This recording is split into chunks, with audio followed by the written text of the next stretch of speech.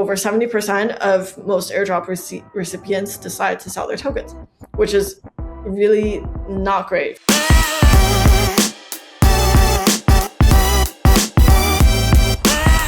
Welcome to Soul Brothers. My name is Simon, and our job is to throw you into the Solana rabbit hole and show you around in our exciting ecosystem. Today, I got a guest with me.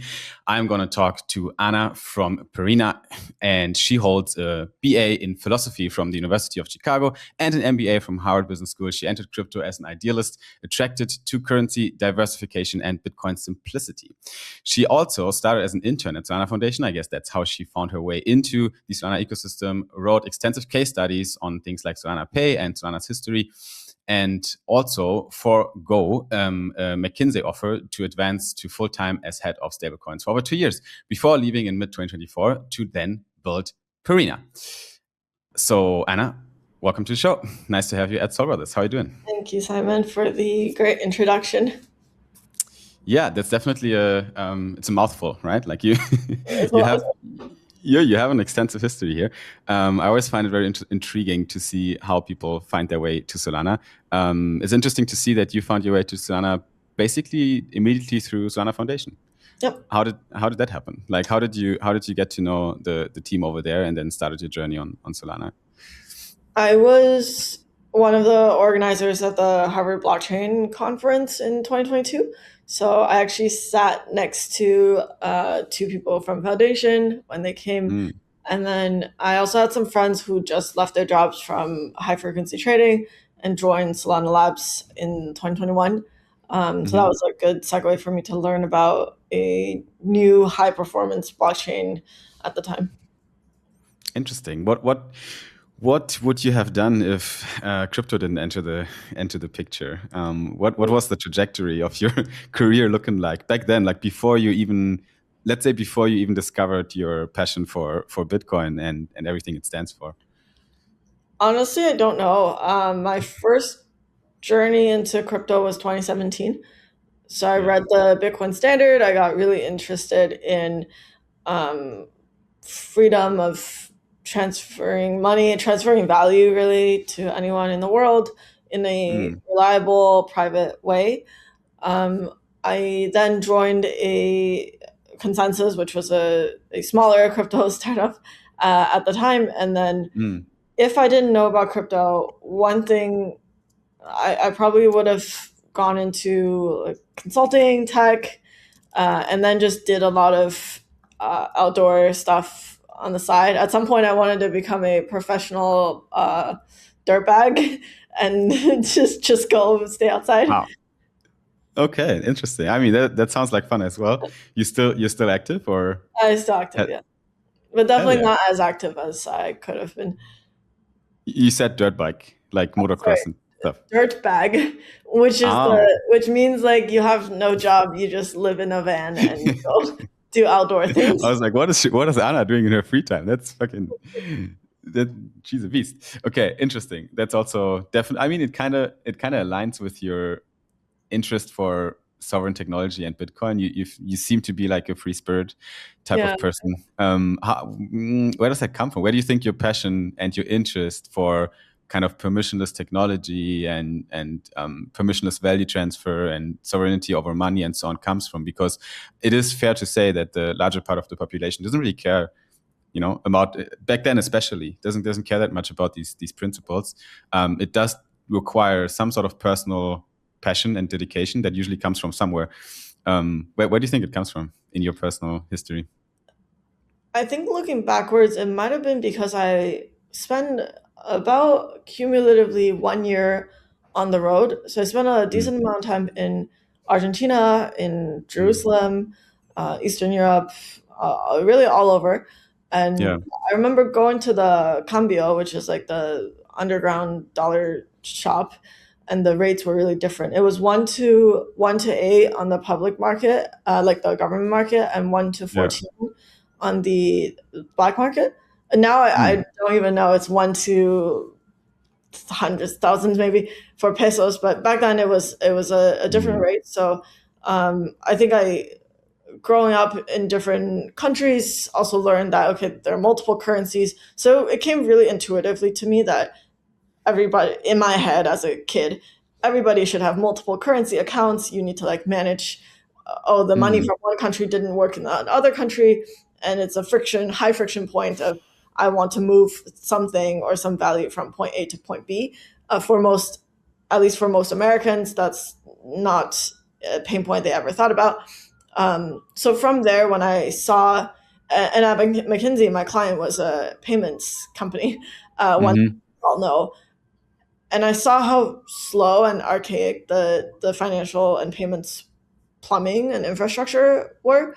So that got me even more interested in payments, because my original interest in just financial sovereignty was mostly stemming from spending time in China and in Argentina, places like this, and also in like the West Bank. But it really wasn't until I saw how existing payment systems worked, Mm. that I understood what blockchains could do for it. So in a few sentences, or to break it down for people to understand it simpler, what friction did you discover there? Like, what was the fundamental issue in payments? You said it right now with the backstory, but let's repeat it more concise again. What was the friction and the pain point that you discovered that made you really passionate about alternatives? One, you could be really wealthy and the next day you can own nothing. Mm. Two, you can be really wealthy in one place and yet struggle to pay for simple things in another. Yeah.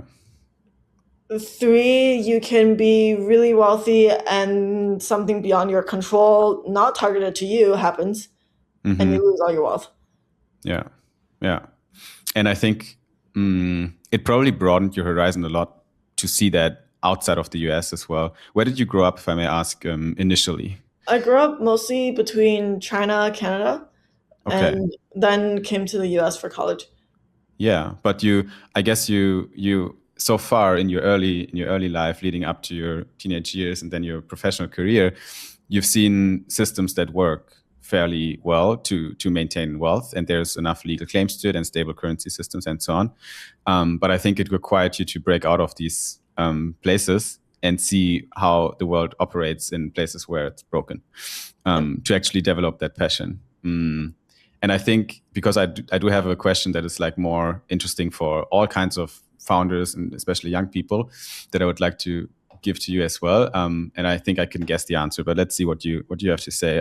What advice would you give to young people in their let's say early 20s, or maybe even earlier, that are having an entrepreneurial spirit in them? So you kind of know that as a teenager, when you're like, fuck these kind of salary jobs, I want to take risk, I want to solve problems, I want to do something more with my life. I don't know what. Most people just don't know what. Yeah. What would you say, what helped you maybe, or what do you wish you would have done more, maybe even, Yeah.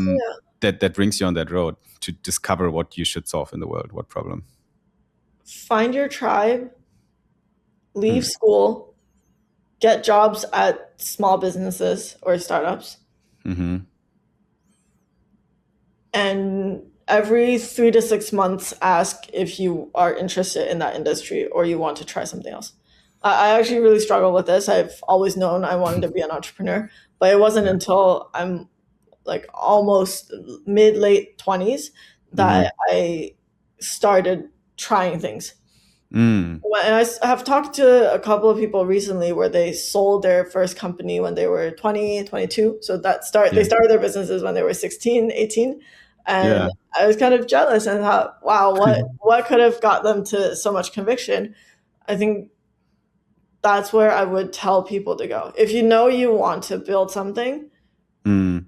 start it early. It could be as small as building websites for your mom's friend because Yeah. they Right. don't know how to build a website, or Yeah. yeah, anything you can start with. And isn't it crazy the time we live in now, where you literally have everything at your fingertips? You can be a solo entrepreneur and do great things, Yeah, more than ever, right? Right yeah, now, I think exactly. if people like yourself would have the same toolkits than right now, plus the experience you have now as a 16-year-old, you'd fucking go crazy, Yeah, I probably. wouldn't go to school. I would tell my kids Yeah. to leave school to go do stuff they want to do. Yeah, that's actually super insane if you think about like how much changed in the past, let's say Yeah. 10 years, right? Yeah. To entrepreneurs. And I think that's also why so many young people are now actually like it's because of two reasons in my opinion. One reason is because the work is a bit broken and systems are a bit broken, and there's sort of controversy, and as a young person you're like, okay, I can't, this system is not going to protect me. I Yeah. need to figure shit out myself. Plus you have also the options and tools to figure shit out yourself. So Exactly. that combination, right, that brings you on the same path. Is there anything you would have done different? Like one, if there's one, there's always some things, and I hope you don't have regrets, but it's something different than reiterating through your career and being like, okay, I would have chosen this and this different if I can rewind, right? If I can hit the replay button. Anything you would have done different, or A lot in my early career. I would yeah. have probably not finished college and go work for things I thought were interesting, Mm-hmm. um, and just be less worried and talk to more people.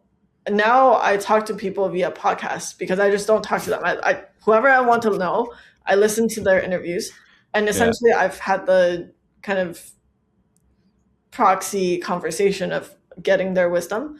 So that's Mm-hmm. all at your fingertips now. Yeah. Um, yeah. Yeah. Crazy. Let's talk a little bit about today as well. I mean, I have a few more questions to your early career, especially on Solana, that I want to come back to.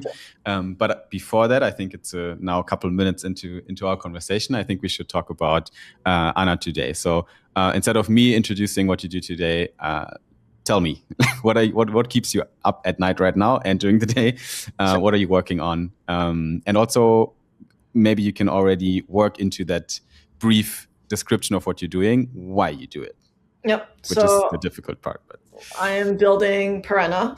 So that's our logo. We help users grow their wealth and learn about investment opportunities across different asset classes. We are not a regulated or licensed asset manager yet, but Mhm. we may become one in the future. Hmm.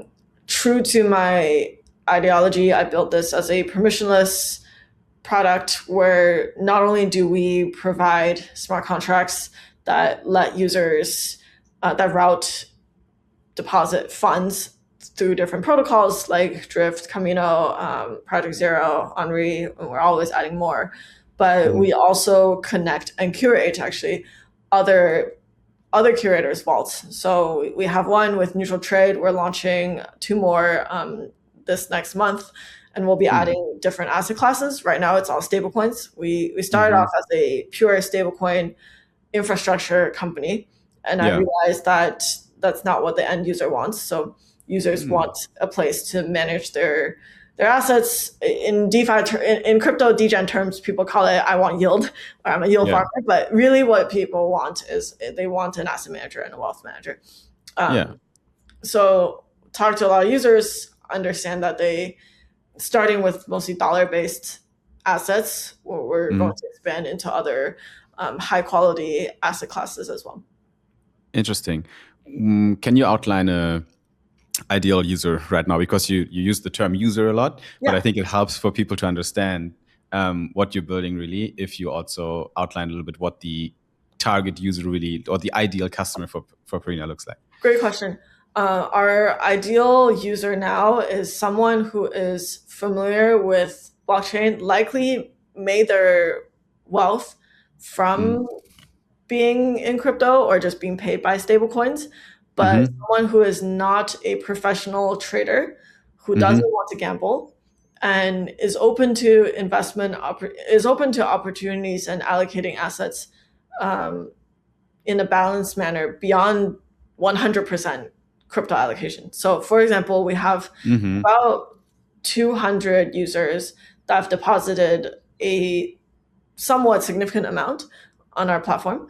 And they oftentimes their behavior are they're seeking to diversify their portfolio across different relatively fixed rate opportunities. We see a lot of them go through multiple blockchains. They're between let's say Syrup USDC, Binance Earn, us. maybe Huma. They're always looking for places to kind of grow their wealth. And how do these users, in your assumption, decide where to park their money right now? So right now, most of our user base are quite DeFi native. We want to expand that into less DeFi native audiences because frankly, the DeFi user base is not growing as quickly as we all hope to see. So I think we need to meet people where they are, just given the UX UI is not as intuitive. How they find things, it's very interesting because I always ask people where are they investing and why, or like how do you trust and what is your decision making matrix. Surprisingly, most of the retail investors are just based on what they see. Either they saw it on Twitter, a friend told them, heard it in a group chat, something along those lines. Yeah. It's a great point. I talk a lot about, obviously I do a lot of media marketing, customer acquisition is what I work on a lot, especially for crypto companies. So my mind is a lot in this corner. At the same time, though, I'm also founder of a tech product. So I have a touch and feel in both areas. But I'm always super curious to kind of broaden my horizon, look beyond. And I think a lot of great products just don't catch the users because they don't know how to. They have really good products, but you gotta display, right? You gotta show it to them because and also we're growing in competition, right? Like if you have a yield product, which Perena is essentially, as you said, for the DeFi audience, for the degens, right? You're offering yield opportunities. You need to distinguish yourselves, and you can do that via branding. I think, like, what kind of do I affiliate with the brand? You can do that via security. We can talk a little bit about that as well, like how secure are my assets in that protocol. And I think you can do that obviously with yield, right? Yep. So where do I get the most out of my money with the best risk to reward ratio? How about the last kind of reasoning, the last selling point for people to seek their deposits, their destination for deposits, which is rewards and additional benefits? Is that something that keeps you guys up as well? Like, do you think a lot about this topic as well? Because it is, especially in DeFi, a big thing where people, if I get the same yield in two protocols, but one protocol has an interesting rewards program, I think it's a good sales proposition. Yeah, so it's definitely part of our growth strategy. Before jumping into that, I want to say another differentiator is that a lot of these yield protocols, or some of them are regulated asset managers. I think the next trend is, or the trend that's already happening is, we objectively have to source the best investments or the best opportunities for any type of retail user or institutional client, regardless of whether they're a crypto native or not. What I mean by that is, if we can source such high quality assets and we curate them in a way that a non-crypto degen, like a normal person, would very much be interested in allocating capital, then we've successfully broken out of the crypto bubble or the crypto growth bottleneck. So to talk about rewards program, I just looked at our last year's financials. We spend a surprisingly, insanely low amount of money on marketing, actually. However, from a business cost perspective, our cost is quite high because of a crypto native rewards program. What I mean by that is, a lot of our community of users expect us to launch a token. And what will they do with the token? They will take the token and sell it. Over 70% of most airdrop recipients decide to sell their tokens, which is really not great for a company's performance if you assume token is equity. We don't assume that. Starting late last year, I've decided we will not commingle the idea of value accrual for equity towards token. Yeah. So what can a rewards program provide if it's not airdrops ownership in the protocol? A couple of things. One is what is the rewards program for? Largely, I think at our stage, it's for user retention. So if we want to retain users, we can provide them with better services the longer they stay. So it's essentially a loyalty program. Yeah. What that gives them is rewards based on membership tiers, similar to maybe less resonating with global audience, but in the US, you have like Chase Sapphire Reserve, Amex Platinum, all sorts of kind of like membership cards because you pay a membership fee, or airline or hotel status. So the more you spend, the more miles you get and more points you get. And then the higher your merit status is, the more perks you get. So I largely got inspired by those programs. I'm a large user of all these programs and find myself making decisions that are that favor one chain or one program over another. Back to the point of what users want. Users expect something they can sell. So we will be designing programs that we will be designing our next rewards program in a way that fulfills some of users' expectations, but also is in a way I think would be enduring and sustainable. I think I agree with everything you say, but I want to challenge you on one aspect, which is where you said the rewards program or an incentive program or a loyalty program. This loyalty is a form of a rewards program, is mainly there to retain, right? So for customer retention. That is true. What do you think about the additional use case of using rewards programs also to acquire users? So basically, like what's your take personally and on a company level on customer acquisition? Because I think good rewards programs, you don't put the loyalty program out there, but you have some sort of lead magnet that makes people interested in what you're building. And that's what a lot of Web2 businesses, from e-com to digital products to some weird education programs that you can buy to learn how to do anything online. They all have some sort of lead magnets, which is also a reward usually that you get for signing up, for starting to use the product and so on. Do you have any thoughts on that topic as well? Basically, customer acquisition costs baked into a rewards program. That's a great question. I think currently most Web3 or most DeFi protocols use rewards program as a lead gen and also as retention. But oftentimes in a way, the lead gen is not very, or the rewards program is not very sustainable. Yeah. Our current rewards program, I would like to think of it as, or our next iteration, I would like to think of it as de facto or baseline wise, it's just for retention. But if we want to do campaigns where it's like first time depositor or do this thing, get XYZ reward, we might do that without KYCing or identifying users. It's very easy to get Sybil on DeFi, so you can't really offer the move your money to Citibank and get $500 credit or something. It doesn't work exactly like that.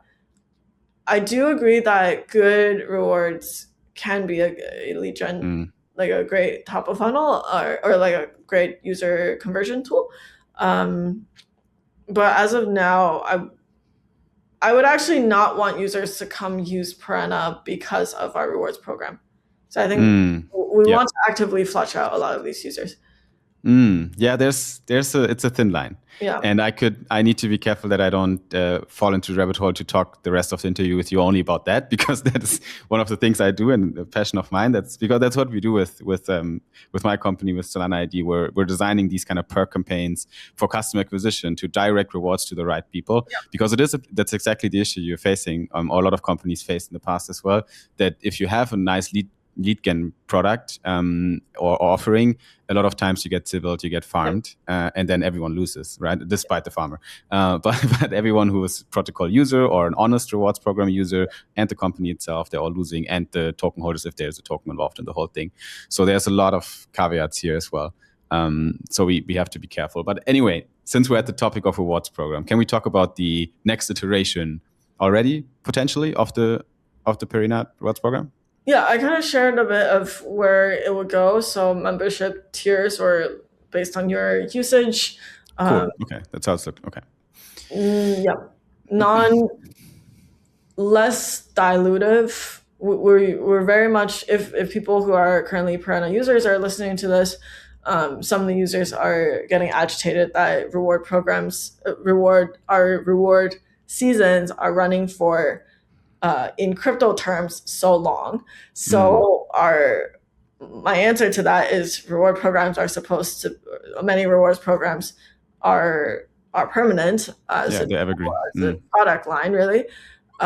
We won't be necessarily naming it season 2, 3, 4, 5, but similar to, like, if you go book a hotel on booking.com, they're going to give you rewards based on the week, based on the day, based on what they want you to do. So our rewards program design likewise will be based on where we want you to try new things, what kind of products we want to promote, and those will be the ones that are getting rewards. And the ones that don't add any value to us or to the users won't be getting rewards. Can we make it more tangible and talk about what rewards we're talking about here? Like, are you doing like USDC cashbacks or APY boost or we will change it up. So right now we're doing petals. Petals correspond to potentially lower fees or potentially petal boosts on certain things we want you to do. Like if there's one vault or one pool we want you to deposit because we think it's new or want to try things out. Almost certainly we will not have the structure, like super complicated voting, all that. There is a chance the petals will become liquid, but stay as petals. So that's an alpha, which is to say it will look more similar to a token, but not really a governance token. So that's what we're experimenting, because we're experimenting. Do we want people to actually exchange these things for value on the market, or do we want to restrict speculation? And that's a fine line to walk, because we're doubling down on very much emphasizing the fact that this is a rewards program. It's not a governance token. It may have utility within the realm of rewards, but it has zero claim on there's no point in doing buyback. There's a lot of things that token projects have done that we very, very unlikely will do. What do you think are the most prominent mistakes and wrongdoings? I mean, it's a long list, and we can probably fill a whole hour of this conversation. But there's always something that pops up in the mind first.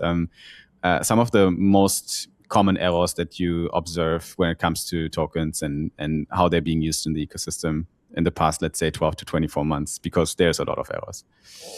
Common errors: buyback. Jupiter burned $80 million for, in my opinion, not much returns. Yeah, they know themselves. Yeah, they know. Jupiter, Radiant, both. Governance votes. I frankly do not think that democracy, and I think Plato talks about democracy is not the best form of governance. I live by that. I don't think you want uninformed masses making decisions for where the company should go or where products go. Governance here meaning company governance. Whether it's company like DeFi governance, like token voting, or I don't think that's a good idea.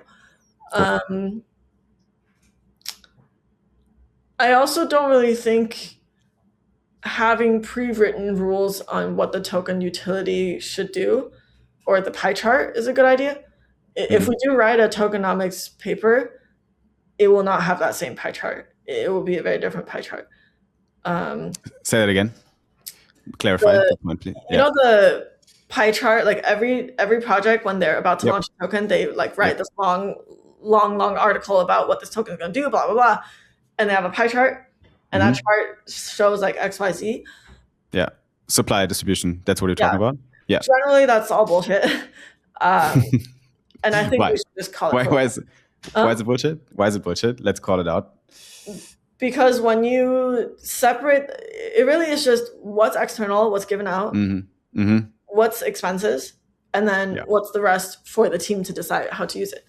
And some Yep. teams want to structure it in a way that's given to the community. There are so many ways that projects can show or falsely represent that they're giving tokens to the community when in fact they're just taking it back for themselves. I don't want to say that they all do it for malicious reasons. Some of it is practical reasons, but I think it's better to say it for what it, like, present the things frankly. Like, if I haven't decided yet, but let's say if we put out a pie chart, I might just put 80% reserves, 20% use it for these 5 things, and every year we get to decide what we want to do with 80% reserves. Because it doesn't make sense in such an early stage startup, and most of us are early stage startups, to dictate what you are going to do for the next 10 years in governance.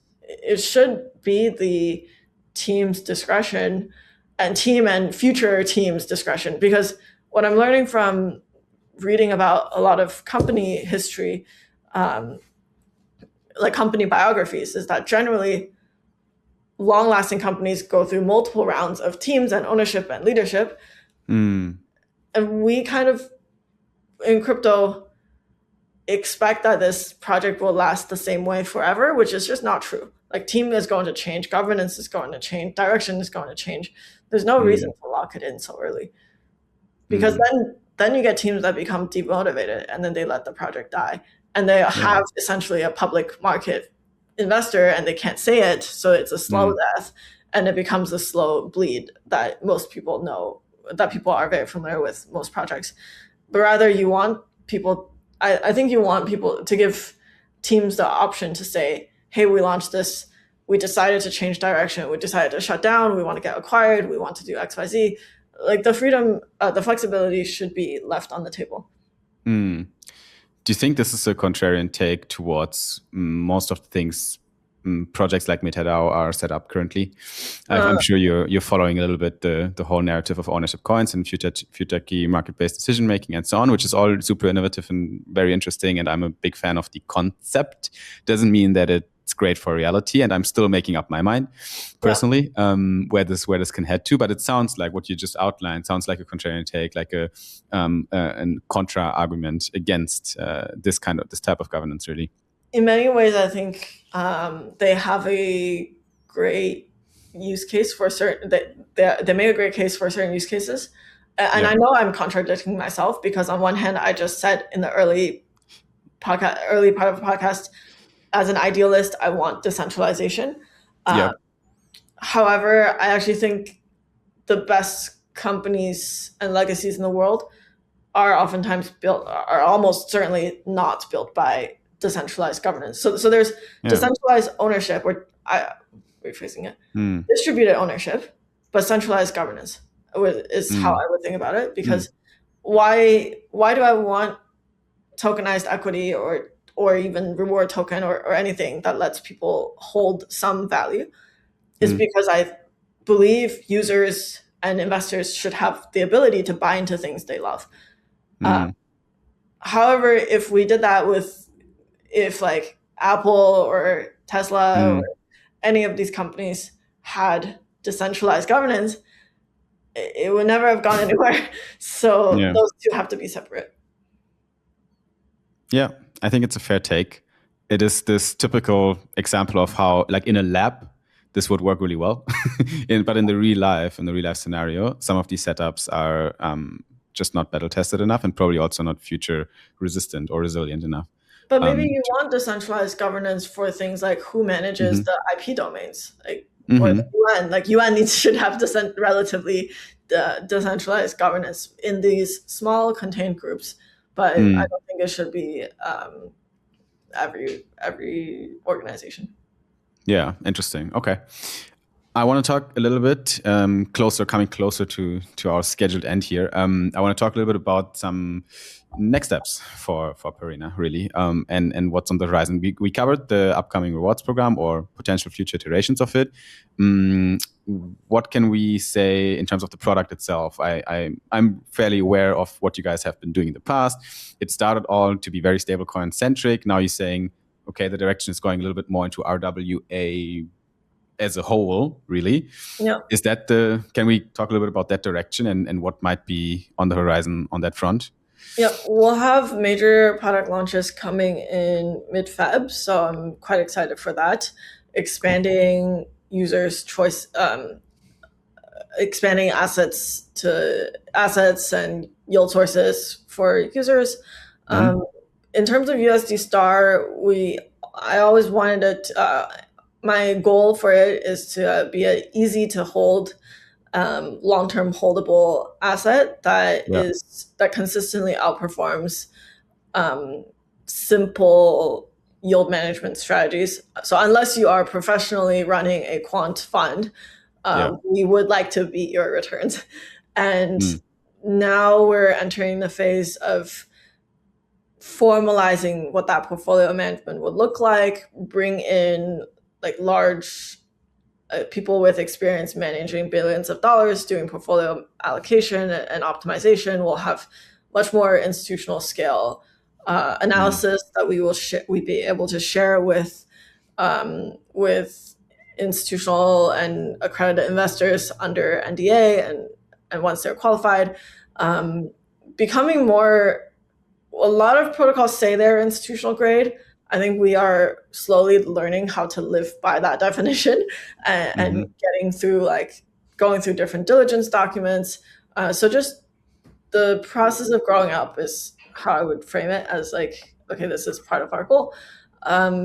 We'll have a new look of rewards and loyalty program coming out. Expect what is the hottest commodity on the market to be available on Perena soon. Yeah, cool. Yeah, lots of exciting stuff happening. Okay, that's great. For users as well, how about expanding, especially the USD Star utility in the DeFi ecosystem? Is there anything that you guys have on the radar? Because right now, I think the asset itself is the product, but DeFi is a system of Lego blocks, right? Like where can I plug in my USD Star today? And is there anything where I can plug it in the future that is not available yet, maybe?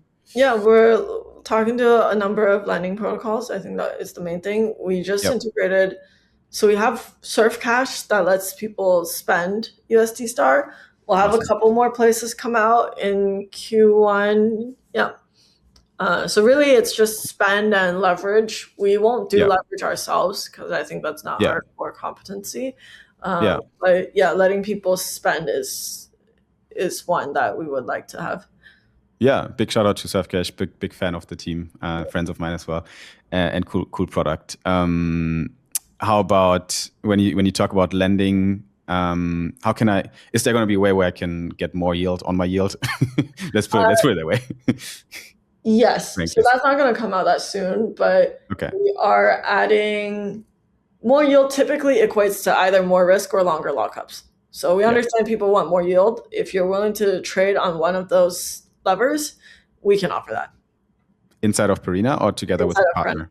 Yeah. Okay. So either you take on more risk or you take on longer duration. Okay, cool. A lot of the current stablecoins I can also loop and multiply, I think, the yields here and there. That is currently not available for USD Star? It is not yet available, but we hope it will come this quarter. Cool. Okay. Awesome. Have we touched on any topic that you would like to briefly touch on before we wrap it up, Anna? I would also like to share an update on our community project, Perennials. So that is something we did quite contrary to most NFT projects. The tagline is choose utility.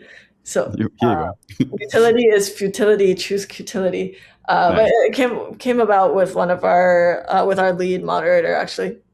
Basically, the idea is we just had a lot of DeFi projects would launch NFTs as a way to fundraise. We decided to kind of go against that, so we launched a collection quite cheaply, and using that small treasury, we're looking to build out IP that will just make people happy. That's kind of one of the ways we're not really finance driven, but we are building something for fun. Cool. So that's more of a community growth marketing department that's working on it, I guess. Yeah. What's the state of Perennials right now for people that are not familiar? Gen 1, or like the first collection, minted out within an hour of launch. Cool. We sold a couple thousand Perennial blind boxes at different events. Next, we'll be looking at what other cute Perennial toys. Essentially, we want to build things that we think people would like, and a lot of the unrelated to Perena, a lot of the recipients of Perennials are children and pets. So we're thinking, what other things can we do to make them happy, or like bring joy to their lives? Cool. Yeah, as a way to indirectly cross promote the brand, but really not expecting these people to become like USD Star users. Yeah, maybe not yet. Maybe in future. Maybe not yet. It's a long time then if you target children here. But I like that about Perena. Actually, like in the past, I've seen a lot of cool merch pieces as well that you guys do with Perena. Like I have the kimono from Tokyo, I guess. Yeah. So these always outstanding. Cool. Anna, thank you so much for coming on. I could probably talk another hour, but let's wrap it up here. If you guys out there want to learn a little bit more about Perena and you're not familiar yet, the handle is Perena. So that is very easy to find on X, but your handle is not so easy to find. Gizmo the Gizzer. Yes. Right? Yes. Okay, no questions asked, but this is the handle you can find Anna as well. You can also type in Anna Perena probably on X and you'll find her, so you can also follow her because actually you tweet a lot as well. You give out some takes of yourself that you have, and it's actually quite interesting. You build yourself a good following yourself, so that's always good. Founder-led marketing. Thank you so much for coming on, and thank you guys for watching. Make sure to also show up at Sol Brothers Pod on our YouTube if you want to see more of these interviews or the latest and greatest on Solana section that we do every single week to keep you updated with everything that happens on Solana. Until then, have a good one and see you at the next one. Bye-bye.